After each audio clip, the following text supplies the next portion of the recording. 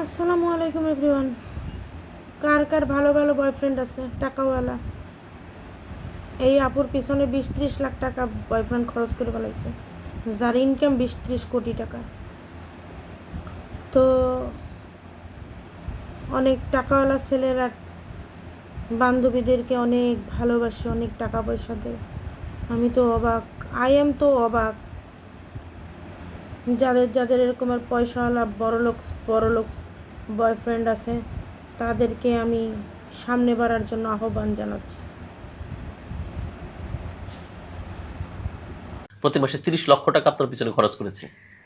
একবার এরকম একটা বয়ফ্রেন্ড পেয়েছিলাম যে করেছিল, সো তার জন্য 30 লক্ষ টাকা ফার্স্টে বলে নেই। একটা মানুষ যে অনেক কোটি টাকা ইনকাম করে তার জন্য অবশ্যই 30 লক্ষ টাকা, মানে তার ইনকামই ধরেন আপনি এভরি মান্থ ধরেন 20-30 কোটি টাকা।